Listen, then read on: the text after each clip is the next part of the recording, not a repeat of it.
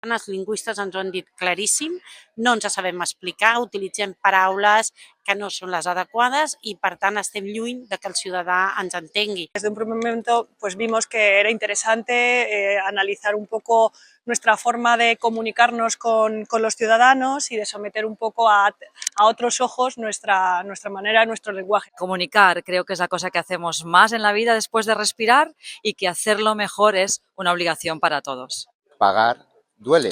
Duele no son las expectativas, sino que se activan células neuronales que nos reflejan un dolor emocional de lo que implica pagar. Y si todo va bien, pues el año que viene tendremos en la calle una serie de documentos que simplifican la vida al ciudadano. En el fons, el que estem parlant aquests dies en aquestes jornades sobre comunicació tributària clara posa sobre la taula tots aquests problemes. Quina relació ha de tenir l'administració amb el ciutadà?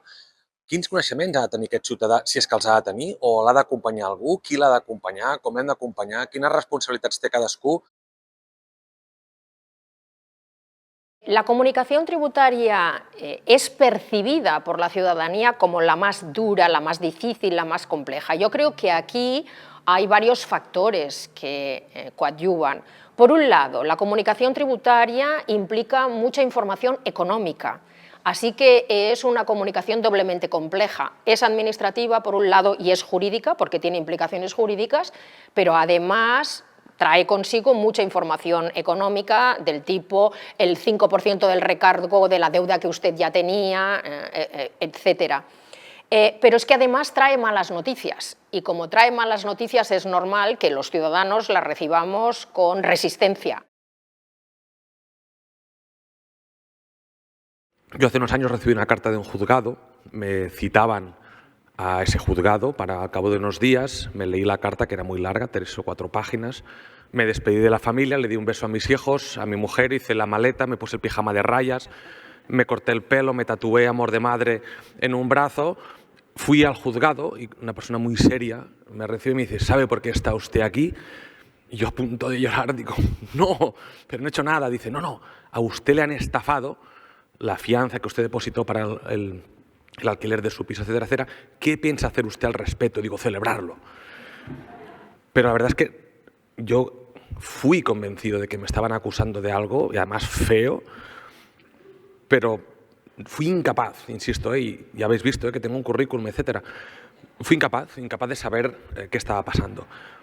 Es evidente que existe un problema. Nosotros tenemos en el Consejo una muestra relativamente amplia de la realidad de lo que le sucede a los contribuyentes. Recibimos entre 10.000 y 18.000 quejas anuales solamente sobre materia tributaria. El ámbito tributario es uno de los menos permeables precisamente al lenguaje administrativo claro. Todos somos conscientes de ellos. Los sudores fríos que nos entran a la hora de rellenar la declaración de la renta cada año lo demuestran. Y es algo que hay que tener en cuenta desde un primer momento. Una mejor comunicación está claro que va a favor de la mejora del cumplimiento voluntario, de la reducción de la litigiosidad y, en definitiva, de la legitimación del sistema. Cuando decimos, y todos lo decimos, sencilla, clara, amable, yo añado transparente, y la última, que no la decimos nunca, humilde. Porque a nosotros lo que más nos cuesta en estos momentos es, en todas las resoluciones, que la Administración, cuando se equivoca, pida disculpas. Pero frente al error, y especialmente el órgano tributario, nunca pide perdón, nunca pide disculpas. Es que estamos hablando de lo que comunicamos, pero es que las leyes tampoco hay quien las entienda. O sea, es muy difícil trasladar al lenguaje claro una ley que no entiendes.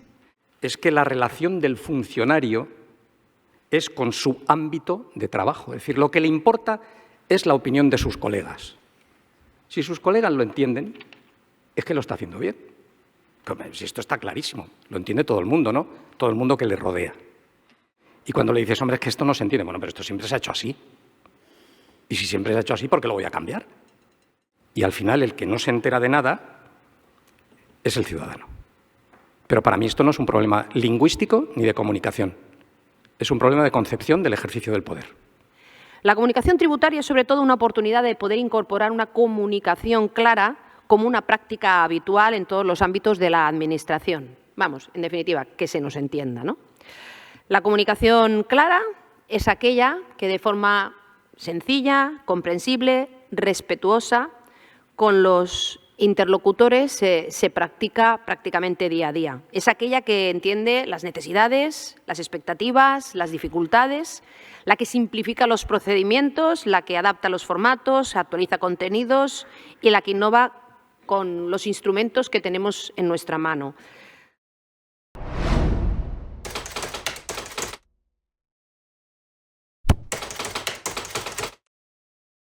No podemos seguir haciéndolo así. Y ahora esto ya es una afirmación en la que todo el mundo está de acuerdo. Es decir, es un hecho, y es un hecho empíricamente demostrado, que la comunicación tributaria nunca nos va a resultar simpática, precisamente porque nos toca al bolsillo. Y esto es lo que desde las administraciones tributarias están estudiando. Cómo lograr que una comunicación que nunca va a ser simpática, por lo menos sea fácilmente comprensible. No se trata en absoluto de cambiar 3 palabras y poner 4 comas, nada de eso. De hecho, hay que sumergirse primero muy bien en el documento, entender qué quiere decir, entender también cuál es la información básica que ha de estar ahí, para después darle una vuelta por completo. Ese documento no se puede transformar sin más, se hace en conjunto entre lingüistas especializados y los propios agentes tributarios que conocen muy bien cuáles son los estándares mínimos que ha de cumplir el documento, qué tipo de normativa en todo caso se tiene que señalar, qué es lo que se puede cambiar y lo que no, qué información es básica, cuál es la información que debe destacarse más.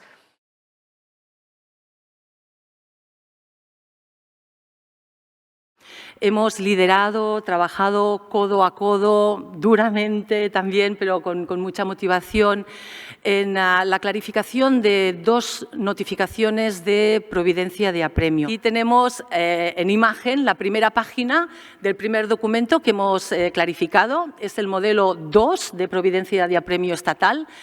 Y esta notificación tiene una extensión de 2.000 palabras aproximadamente. Son unos 10 minutos o más de lectura tranquila. En la versión clarificada que hemos logrado reducir en unas casi 500 palabras el texto original. Y el resultado es un documento tranquilo, es un documento sereno, es un documento que incorpora elementos de diseño y queríamos que los distintos apartados se pudieran identificar claramente. Tenemos siempre muy presente que estos documentos tienen que tener sí o sí text appeal, es decir, que claro que hay que tocar el texto, pero también tienen que tener una apariencia visual que sea realmente, pues, no sé, ¿no? Atractiva, ¿no? Que invite a la lectura. Bueno, vamos a ver el segundo documento sobre el que hemos trabajado. Tiene un aspecto distinto y tiene una característica distinta también. Bueno, la versión original es una versión que ocupa 2 páginas. El volumen total son casi 450 palabras en su versión original y también la segunda página es una carta de pago que en esta ocasión sí que hemos clarificado.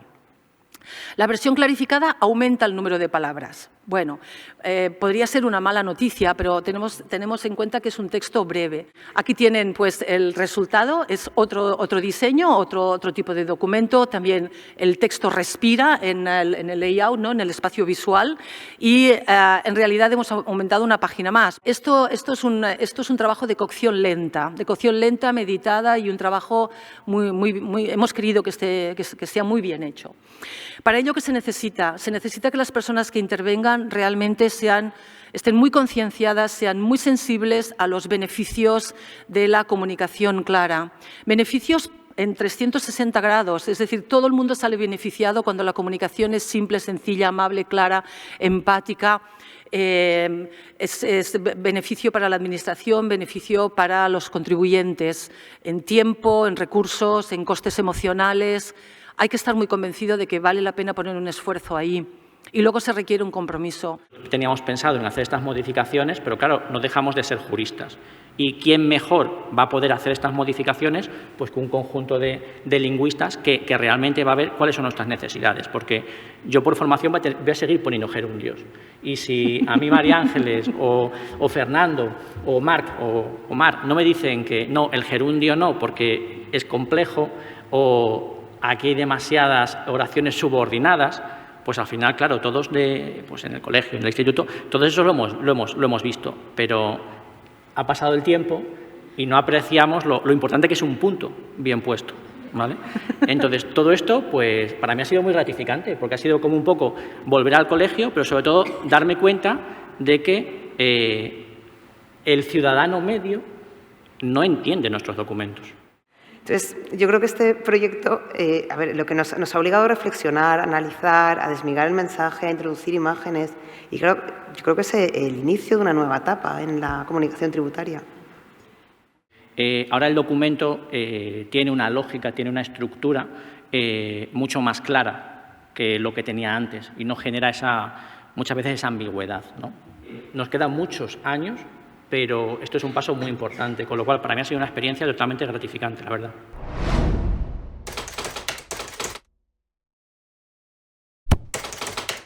La comunicación clara en absoluto se agota en el ámbito tributario. Todos los ámbitos de la Administración necesitan permear esta idea de la necesidad de comunicarse de una manera más directa, más amable, más clara con la ciudadanía. Por ejemplo, por decir algo, la sanitaria, ¿no? Es muy importante que todas las campañas de vacunación, que las instrucciones para tomar medicamentos, etcétera, se entiendan fácilmente. Aquí, de hecho, está en riesgo la salud de la ciudadanía y los riesgos pueden ser a veces muy altos si la gente no entiende bien. Todas estas reflexiones sobre lenguaje claro y comunicación clara, por supuesto, no se están dando solo en nuestro país, sino que hace muchas décadas que están planteadas en otros países desarrollados más avanzados en este proceso. De hecho, hace años que estábamos esperando poder contar con una ISO de lenguaje claro, es decir, saber cuáles son los requisitos para estar seguros de que un determinado organismo cumple con los principios del lenguaje claro o no. Ahora, por fin, tenemos esa ISO internacional, ha salido publicada hace muy poco tiempo y, de hecho, es una gran alegría saber, dicho por la propia gente que ha participado en la elaboración de la ISO, que nuestro proyecto interdisciplinar y colaborativo, interprofesional de comunicación tributaria clara es un referente de la aplicación internacional de la ISO de lenguaje claro. La definición es la siguiente. Una comunicación está escrita en lenguaje claro si su redacción, estructura y diseño son tan transparentes que los lectores a los que se dirige pueden fácilmente encontrar lo que necesitan, entender lo que encuentran y usar esta información. Y entonces en esta definición engloba 4 principios. O sea, la de pertinencia, o sea, en cuanto que tiene que ver con la selección del contenido, accesibilidad, que tiene que ver con la estructura y diseño del contenido, inteligibilidad, que tiene que ver con la formulación del contenido, y aplicabilidad, que tiene que ver con la utilización del contenido. O sea, es un paso de gigante comparado con seguir haciendo lo que siempre se ha hecho. Esta norma es la codificación de buenas prácticas en cuanto al lenguaje claro, consensuada por expertos del mundo entero. ¿Cómo puede ser útil para lo que nos interesa? Las normas son la sabiduría destilada de la profesión.